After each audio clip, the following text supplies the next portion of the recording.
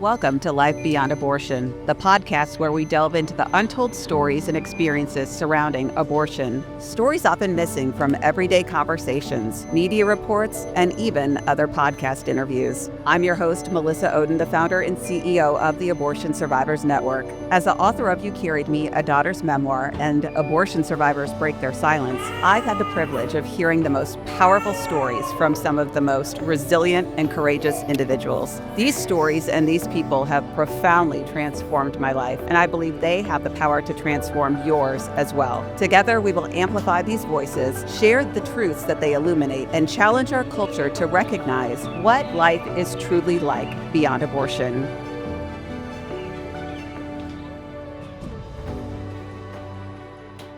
Today, I am joined by two sisters, Rose and Michelle. Rose and Michelle, thank you so much for joining me today. Our pleasure. Thank you. You know, as we get started, I think I want to just throw the question out there for the audience to think about, which is, what did two sisters have in common? I think every family is different. We talk about how everyone is, bound by blood or experience or where you're at in your birth order.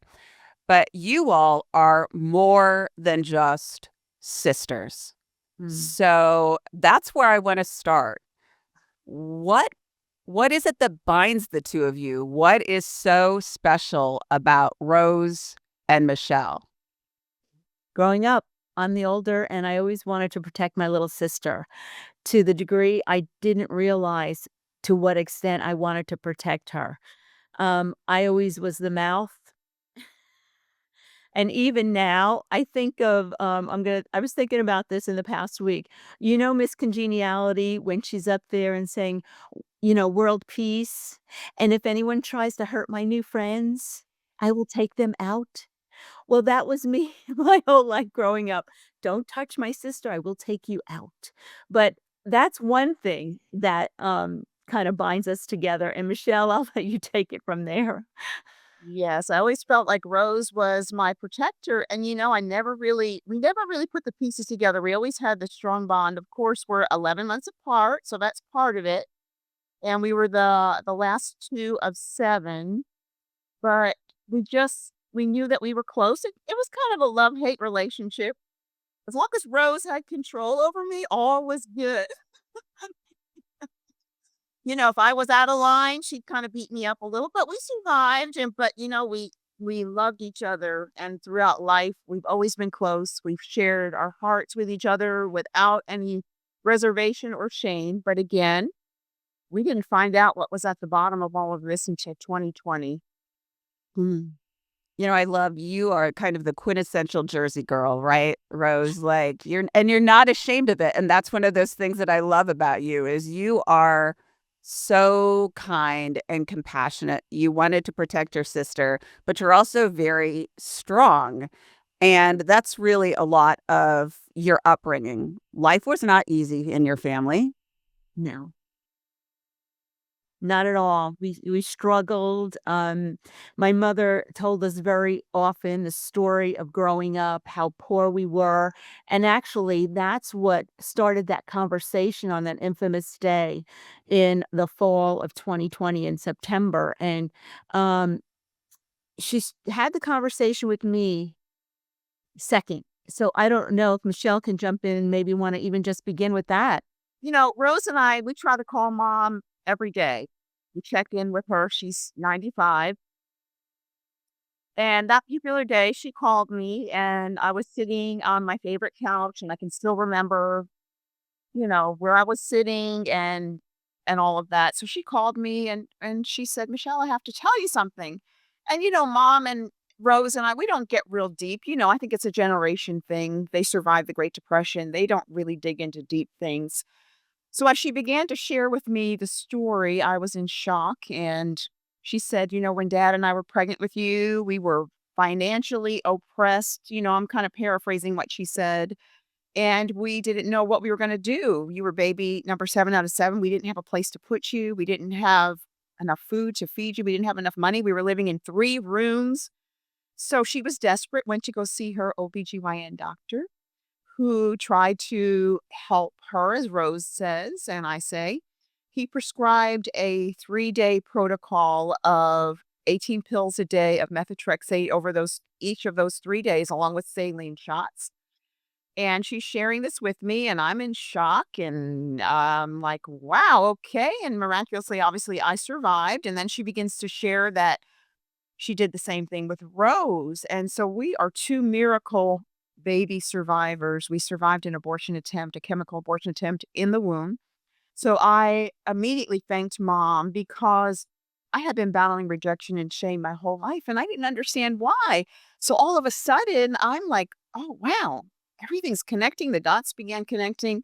So I thanked her for sharing. It must have been so difficult. And I instantly forgave her. I said, "Mom, I love you. I forgive you." She carried guilt and shame for almost 60 years. Can you imagine carrying this? You tried to kill your 2 daughters that now you love with all your heart, and you had to share this with them. So difficult. I just knew she needed to be whole and forgiven. So, Rose, you pick it up from there. Well, and I'm going to pause you for just a second because I want to make sure people understand the gravity of what you just said, which is you guys are more than sisters.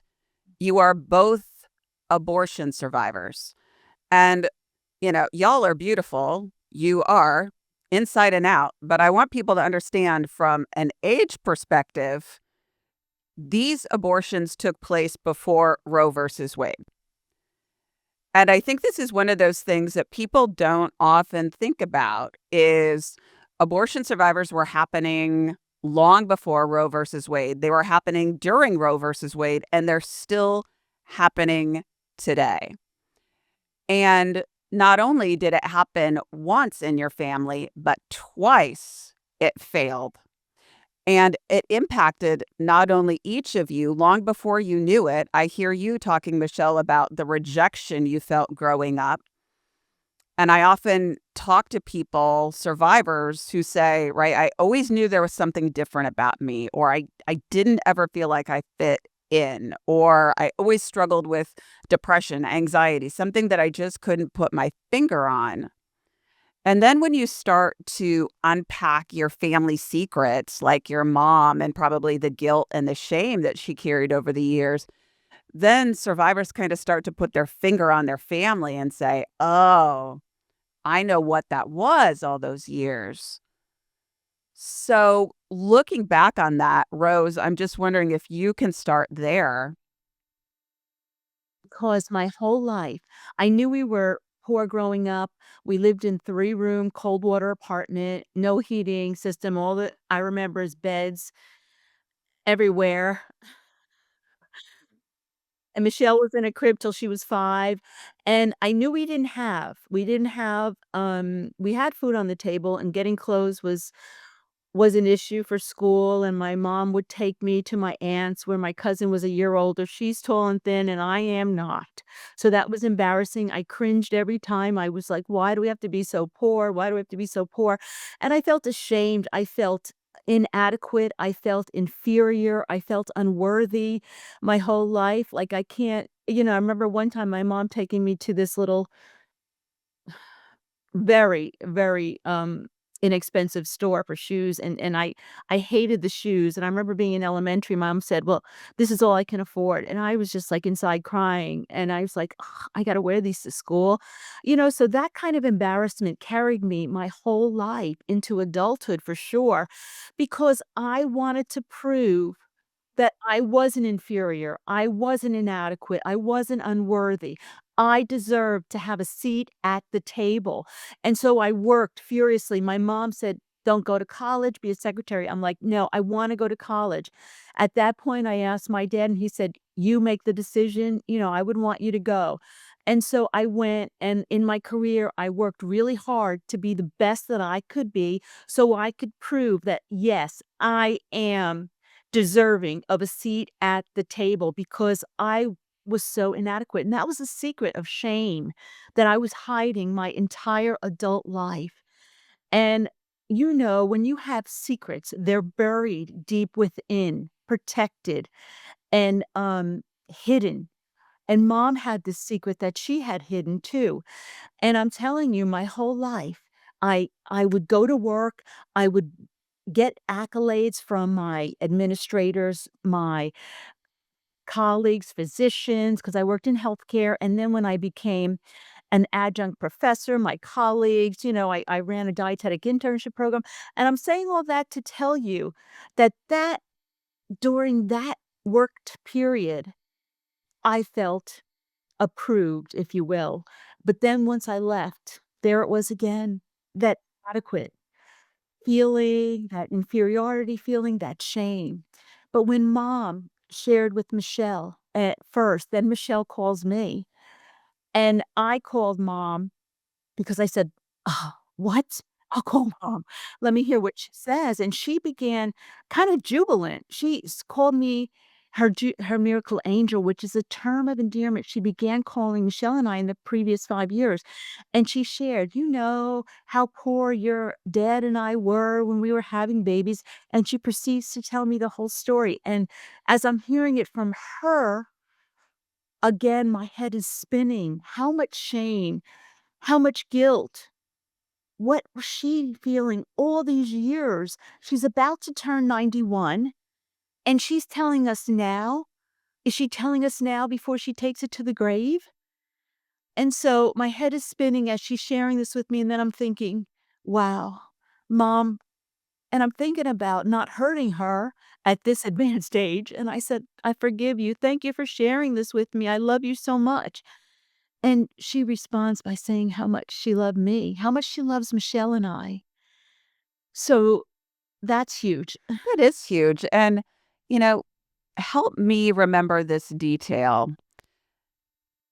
How and when did other family members find out? Because, my hope with these interviews is that not only does it educate people who are woefully undereducated about abortion survivors and how often it happens and how it happens and all of those things, but I also know that there are other survivors and mothers and family members who are watching these interviews and are maybe thinking, we've got a secret and we don't know how to navigate it. Or what do you do after the bomb was dropped and that little big piece of the puzzle comes forward? What was that like? What happened next in your family? Did you guys clutch that close to your chest with your mom for a while? Did other family members find out? And really, what does the last 5 years then look like for your mom and for you guys in terms of healing and finding your voice and starting to share what had been a secret for so long? I think, initially, yes, we forgave mom. We embraced her, but oh boy, that was like a bomb being let off, right, Rose? I mean, then where do you go? So I think myself, I was in denial, probably for about a year and a half to 2 years until I heard Melissa being interviewed on Andrew Womack's channel. And I contacted Rose and said, Rose, you're not going to believe this. There's Melissa Ohden. She exists. There's an abortion survivors network. So we kind of put it on the shelf. I know I did. And until I had a very painful situation happen in my life that had to do with this kind of, just some issues. And I messaged Melissa, messaged me right back. She had Kara get in touch with me, and Kara began to counsel me over the phone. She's one of the social workers with Melissa's organization, with ASM. And then Rose and I got connected with the healing curriculum. So when you ask that question, and most abortion survivors will probably agree with this is a process. I mean, you can't just receive that information without it just setting off all of these different things in your heart and in your life. And then you've got to go, what do I do with all of this? So we began to go through the healing curriculum with ASN, and that was so powerful, wasn't it, Rose? I mean, it was unbelievably powerful, Melissa, that book that you wrote to help us. That was such a great start. And that put us on the path to discovering that we are more than that abortion attempt. We're more than sisters. We're more than that abortion attempt that doctor and my mom put on us. We're survivors. We have the strength of the living God inside of us that's enabled us to work through this process. And we're still working through it. We're coming from a place of victory, but boy, I tell you, it's still a process, right, Rose? We are unpacking it. And actually, I just had some revelations myself in the past 2 months about that. But as far as our family, we had, started the healing, curriculum in the fall of 2022, and we had spoken to our older sister, who's number 2 of 7, and she said, "Oh, mom told me that years ago." I said, "When?" She goes, "When I was in high school, but I didn't think anything of it." So, my sister, the older sister, graduated in 1973. What was in the news then? What was going on? Mom was hearing all this, and she probably realized it and wanted to talk to someone about it, but Donna didn't think that it was, the reality of it didn't click with her. So, she didn't say anything to us. And then we have 4 brothers. So there's 3 girls and 4 boys. Our brothers' wives, 2 sister-in-laws. "Oh, yeah, your mother told us that years ago, over 20 years ago." And we're like, "Nobody told us." So we thought you knew. No. So then we proceed, because 'cause I'm in New Jersey still and Michelle's in Louisiana. So I proceeded to tell my brothers. So, they just my oldest brother is kinda quiet, he just listened. "Oh, okay," took it in. And, the other brother, well, one brother was like he was like, "Well, if" he goes, "Well, mom and dad would have taken me here if you weren't here." I'm like, "What? Are you kidding me?" That's our little funny brother. He's Every family has their way of coping with it, right? I gotta tell you, when he said that, I'm like, "John, what?" And then the other brothers just kinda took it in stride, but we're very protective of our mother. We didn't really want it to get it out. But then I found out mom had told my, first cousins who are closer to her age than my age, and because she wanted to tell people over the years. And Michelle and I couldn't talk to our dad about it because he passed away when I was 19, Michelle was 18.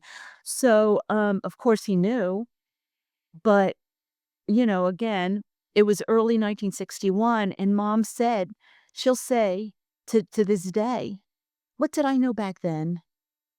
So, he was only trying to help me, my doctor.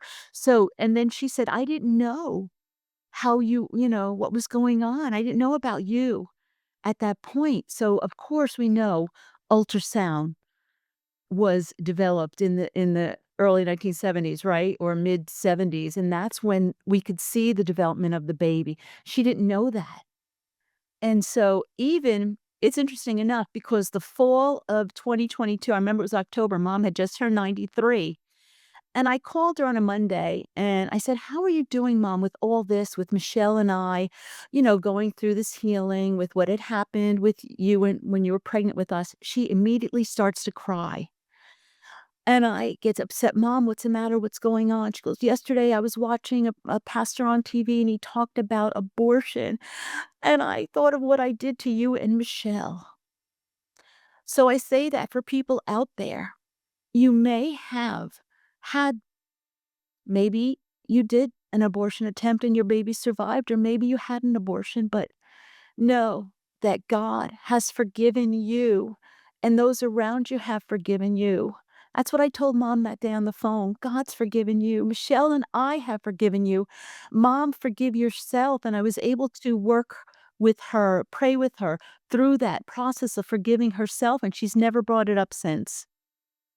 Interesting and not surprising, right? Because I've worked with families for what, almost 20 years when it comes to abortion attempts that haven't gone the way that people planned them to. But, I think one of the fears that I've heard parents share, whether they're adoptive parents, but definitely biological parents, especially mothers, and actually, this just came up last week with a mom who had successfully reversed her abortion, with her chemical abortion. Her kiddo is in grade school now. And, something was on the news, and the kiddo's response was something like, wow, I'm so glad that nobody ever tried to take my life. And it was a kick in that mom's gut.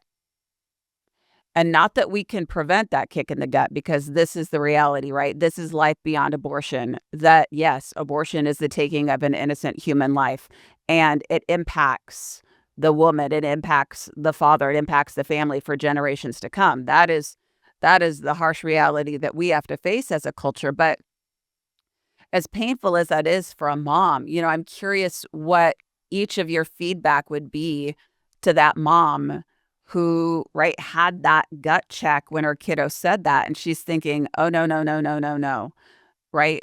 I don't ever want him to know, or how am I ever going to tell him?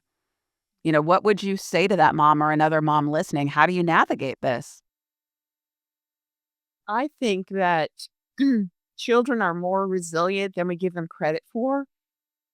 I'm not saying that they won't suffer the pain of it, but I do believe there's hope, there's forgiveness in their future. And if they would just take that step, my mom, Rose, and I have said she's one of the bravest women that we know, right? She took that step. It wasn't easy, but I would encourage you to take that step because it's going to unlock that key to freedom for you. And you're going to find that it's going to open up a whole new door of such a deeper relationship with your child. And it's also going to unlock that key to that child because we know, right, Rose, the side effects of what happens, when you've been aborted and you've survived. You deal with so many different things like Melissa, you said rejection, shame. I realized that the shame that was put on my mom when she tried to abort me in the womb, that shame transferred onto me. I mean, I can remember feeling shame as a child for things I didn't even do. I just wanted to hide in a corner as if I was guilty. So I would say to that parent, this is an opportunity for you to be free from the shame and guilt you're carrying and also to unlock that key for your child.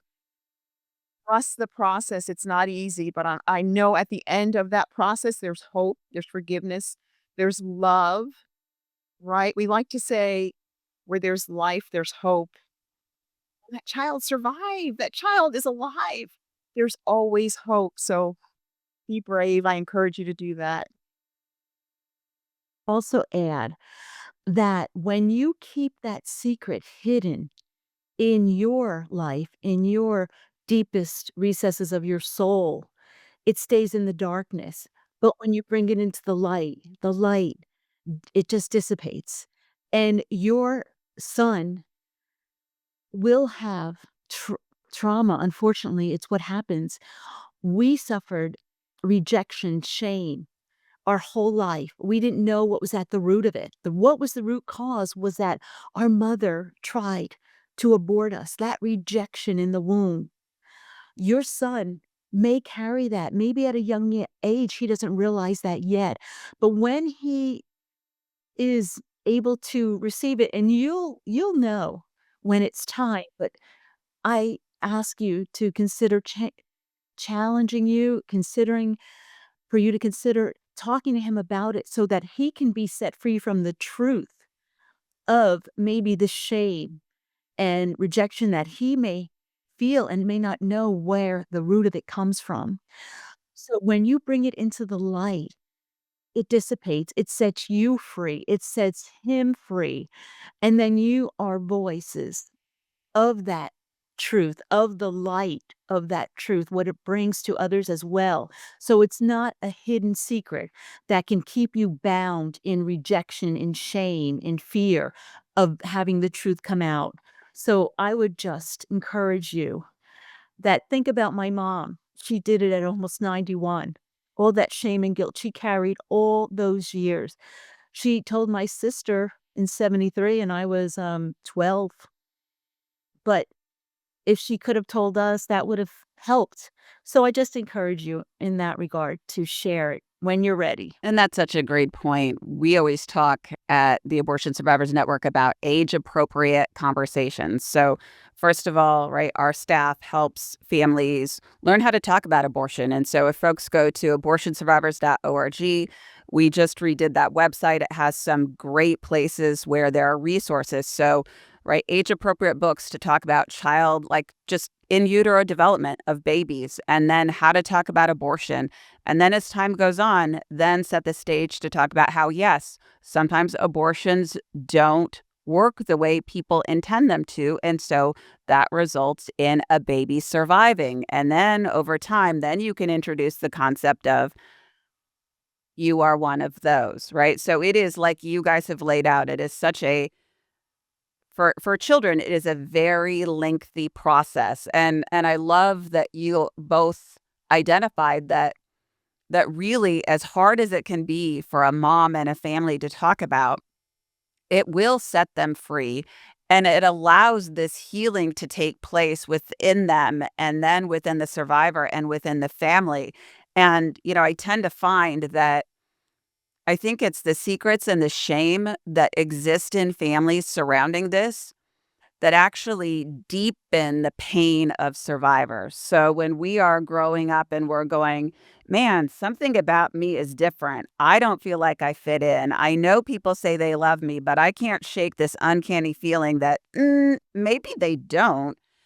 And, for me, I'm still unpacking my stuff 47 years later, even though this is my clinical background, this is the team that I lead.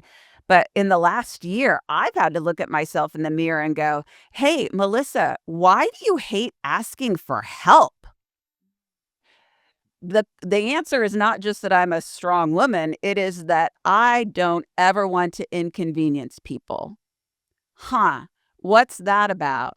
Oh, I have this core wound that I was quote unquote inconvenient in the world's terms to my biological mother and especially her family, even though I know in the grand scheme of things, that's not really what it was. She was forced to have that abortion. She didn't know I survived, but right, there's these pieces within us that are screaming at us some days.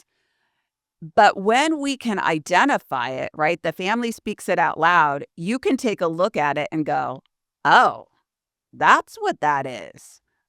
I am not this inferior person. My family doesn't have it out for me. It was abortion that impacted me and impacted my family. So when we can identify it's this external thing, it really does change things for us in many ways. Wow, that's a light bulb for me, Melissa, because my husband and I were having this conversation. Why do I have such a hard time inconveniencing people? That's a new one. Thank you. Yeah, that it's a tough one for me. And so I mean, I had to say recently to a friend, "Yes, I will let you pick me up at the airport."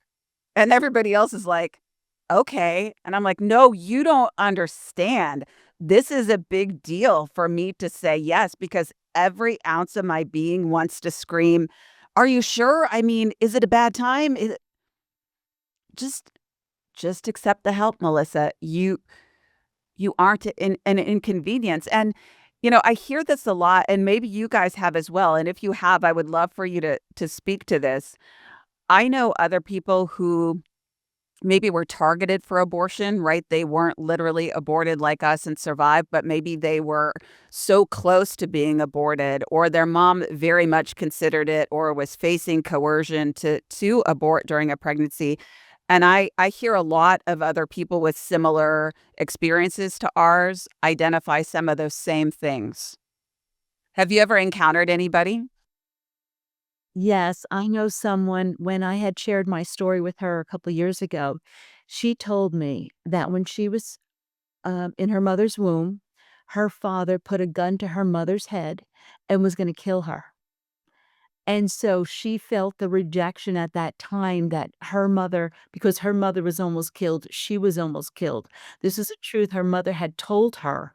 So, yeah, she wasn't almost aborted, she was almost murdered in the womb, and she was in a volatile situation, but, she's a vibrant woman today, and the reality of that is just so similar in the sense of the trauma that she And had. people could relate to us probably more than what they think they can.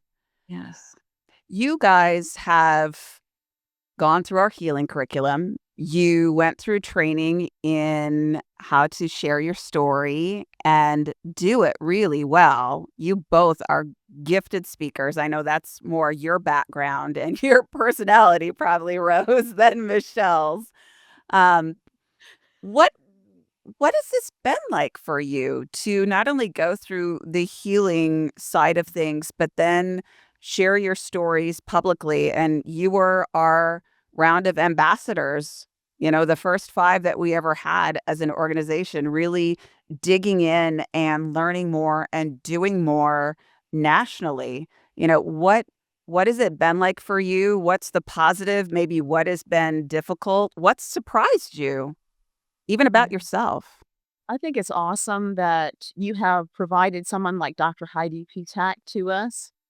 She has worked so closely with us. She's helped us to overcome a lot of insecurities, a lot of fear about not only public speaking, but in relationships, how to have good conversations with people you're in relationship to.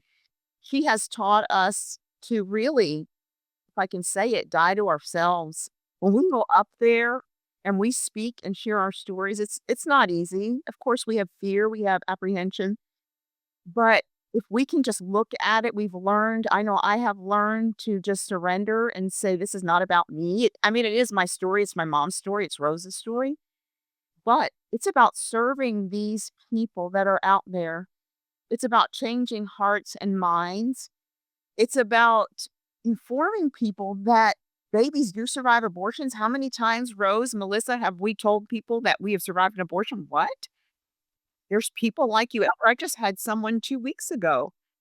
And so it has been empowering, but it's been difficult to really you have to fashion your story according to what's in your heart and what God has been doing. And it's as you process it, more comes to light. So the story is constantly changing. You're adding more like different pieces. That shame piece that I never realized that I carried shame that my mom was put on me from my mom. That's a new piece I'm dealing with. Discovering a lot of just details about the story and then finding creative ways through training to let that story out so we can change hearts and minds. Babies, I think about babies in the womb and the stories that we hear are horrific.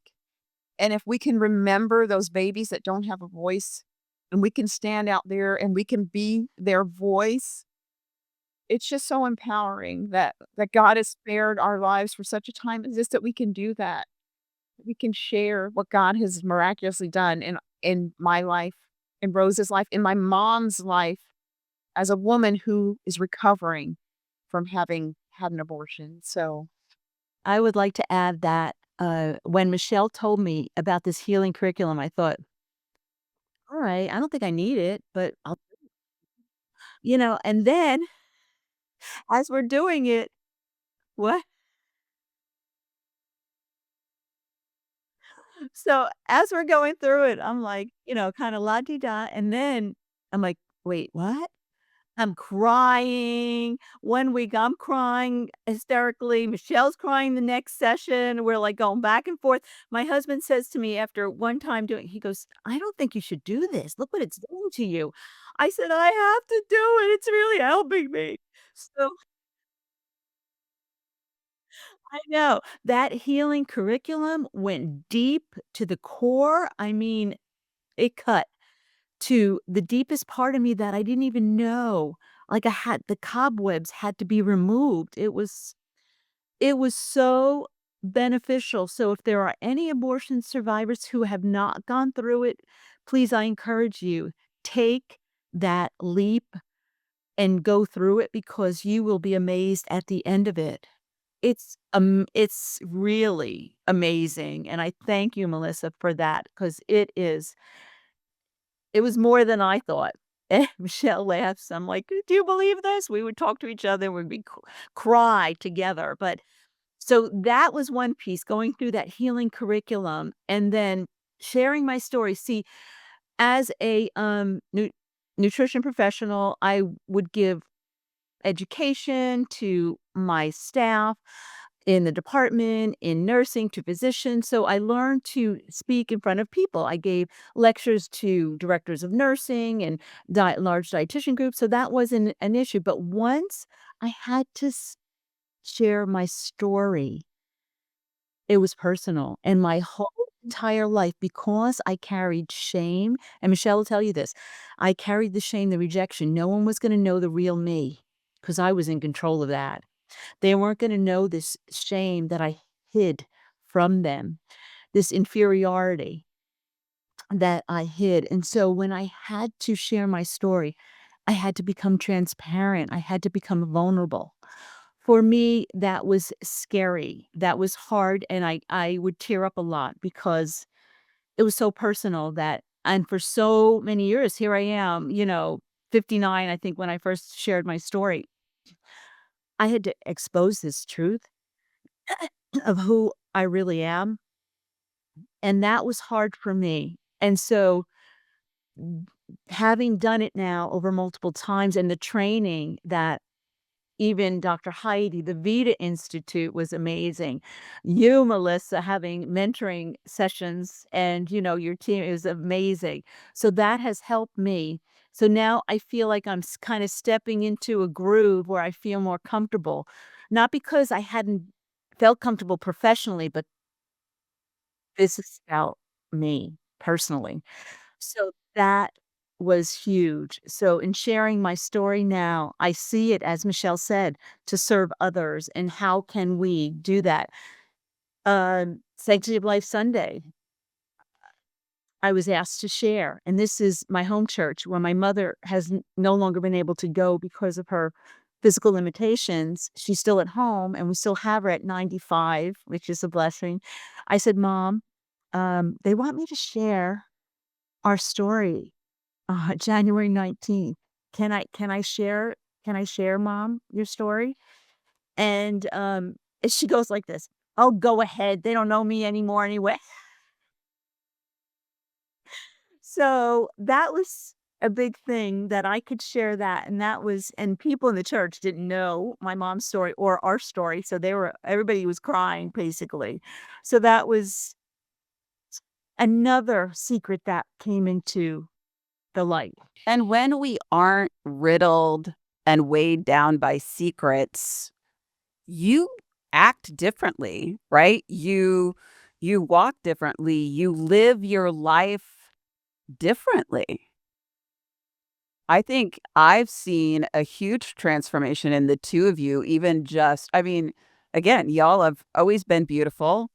I have always enjoyed getting to know both of you, but I can tell you your countenance just shines and consistently.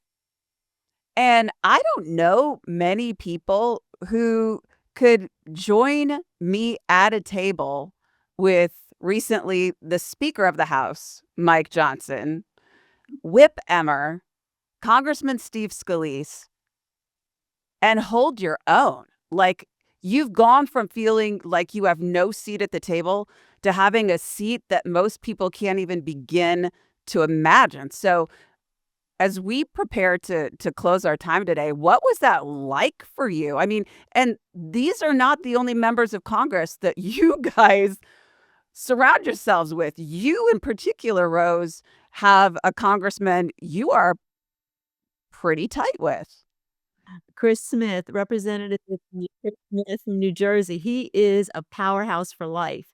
So if you're in the pro-life movement, you've heard of him. But you, little you who maybe wanted to not be seen and heard from a personal aspect for so long, you did the legwork and connected with Representative Smith's office.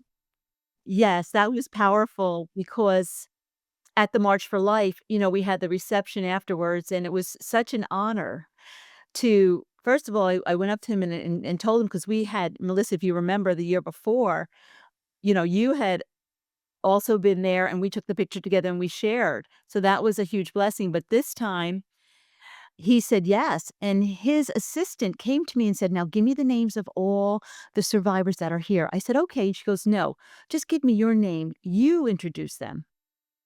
I said, "Okay." So, what an honor that was. So here I am from New Jersey, and I had that confidence now that I had felt. So, speaking with Congressman Smith and Congressman Kelly from Pennsylvania, so they both shared this, and the room was filled with New Jerseyans and Pennsylvanians and others who came in and knew about this reception. And again, it started at 2 o'clock after the march on that Friday. So I was able to introduce the Abortion Survivors Network to the group, and some of them hadn't been there last year. And in fact, the table where we were sitting, this woman cried through the whole thing. And she said to us, she's from Pennsylvania.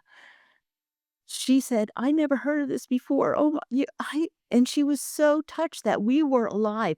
So I was able to introduce each survivor, and then each survivor got to share their story in a room full of, I would say, a couple hundred people. And then I had the honor of closing it out. So that was amazing. Rose, what about Willard? We had Willard, who's one of our abortion survivors, and he's a little apprehensive. And Rose took him by the hand. I think it was Kim too. And just this is what we do as abortion survivor families. We lift each other up, we encourage each other. And it was so powerful to watch them come alongside him to empower him to stand up and share his story, wasn't it, Rose?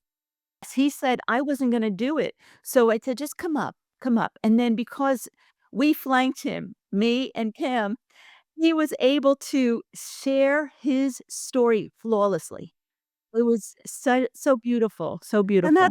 that's a piece that I'm so glad you all are bringing up as well is, we serve at the Abortion Survivors Network. We serve abortion survivors of every age. So, right, moms right now who are carrying babies in utero who have survived the first attempt to abort them. We serve young survivors and their mothers, their adoptive families. We have an online community for abortion survivors. We have an online community for moms, one for adoptive parents. Our social workers are constantly meeting with people. We have our self-guided healing curriculum. We have our self-guided study for how to share your story and stay emotionally well. But our community really is the heart of what makes us who we are. So not only do we understand the research and how babies survive abortions, but we are literally in the thick of it with people to say, first of all, I'm one of you as the leader of this organization, which makes us pretty unique. But the community is what truly then facilitates so much healing and so much empowerment.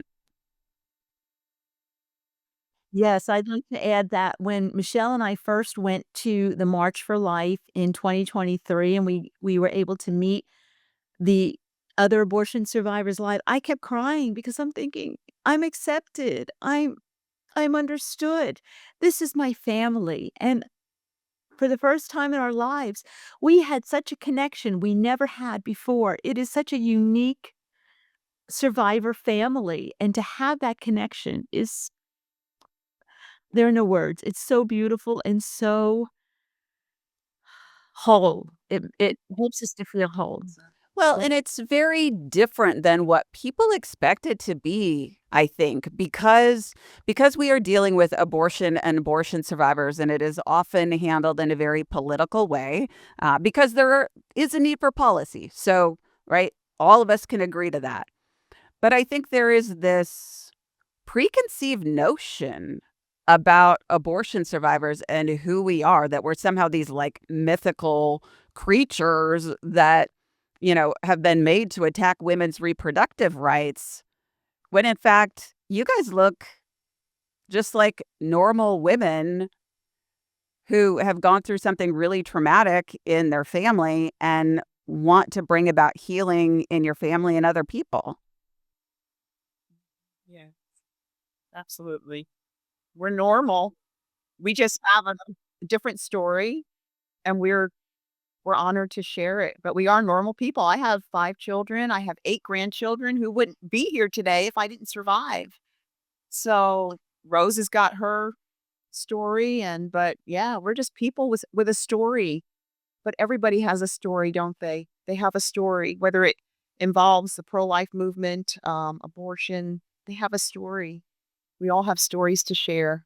So You all have gone through some changes in terms of what we offer at the Abortion Survivors Network in terms of being ambassadors and advocates. And at the heart of the matter, what remains is that we are all continuing to be connected through the Abortion Survivors Network. This is who we are, and this is what we do. Folks, if they haven't been following us, probably don't know yet, but we made some changes to begin our own speakers bureau. We, over the years, have realized that we humanize abortion in a way that no one else can. And as much as, I mean, you guys know this about me, I love our ambassador program, the advocate program, and all the mentoring that we were able to pour into you all and connect you with your local communities and states. You all did an amazing job. But in many ways, like we've had to take it and broaden the scale of it, right? I've said kind of like open the gate even wider. And so now we've launched the Real Abortion Story Speakers Bureau, and the two of you are available for speaking engagements. Not all survivors share their story publicly ever. And even if they do, they may not want to do a lot of it. But the two of you do share your stories both separately and together. And so as we close today, could you just share how people can learn more about each of your stories, how they can reach you, if you have any events coming up? I have an event coming up, Pregnancy Resource Center at the end of February. We've done multiple ones. Rose and I have done some together. We've done some on our own. And the way they can we're working on a social media page, right, Rose? We've been trying to do that for months. So we'll have More Than Sisters eventually. And then you can reach me at michelle.morethansisters@gmail.com. And also on the Real Abortion Stories, as Melissa said, the Speakers Bureau wrote. Yes, and Michelle is with one L, just so you know. The big sister come in and clutch. I know. So, for me, actually, May 8th, I will be the keynote speaker at a pregnancy resource center.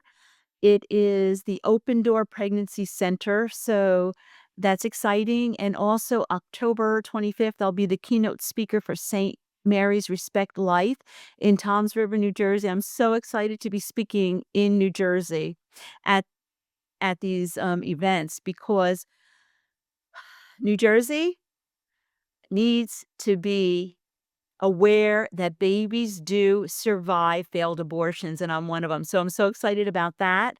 And you can reach me at rose.morethansisters@gmail.com. And look for our social media coming soon. Well, and obviously we can help with that. Let me know if there's anything we can do to help turn that out. And folks could always find your stories as well on the Abortion Survivors website. We keep stories up and running, and we're launching a new storytelling advocacy program. My Body, My Voice is our new initiative. And I have this funny feeling they might be seeing y'all included in that very, very soon. So folks could go to abortionsurvivors.org and find out more about their stories through that page, and My Body, My Voice for more survivor stories.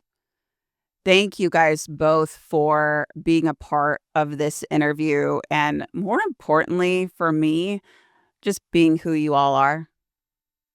I appreciate y'all so much. Appreciate and love you. Thank you. You guys are amazing.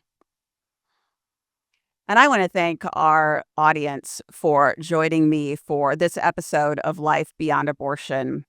Heartfelt thank you again to you, Michelle, and to Rose for being who you are and so courageously sharing vulnerable stories and really, I think, encouraging families on their own journey when it comes to how to navigate life beyond abortion.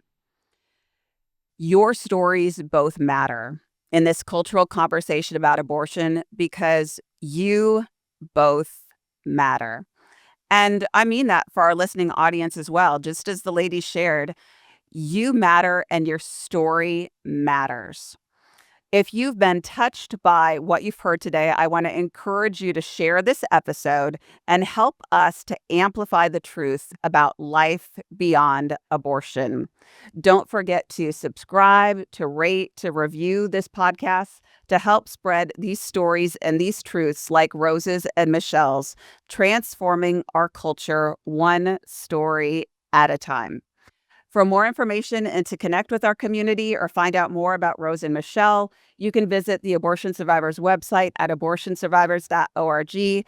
Follow us on Instagram and Facebook at the Abortion Survivors Network or on X at ASN Official. Life Beyond Abortion is a podcast presentation of the Herzog Foundation. The views and opinions on the show are those of the host and her guest, and not necessarily those of the Herzog Foundation. You can find out more about Melissa's work at melissaohden.com or by following her on Instagram at Melissa Ohden. Be sure to like and subscribe to the show so that you never miss an episode of Life Beyond Abortion.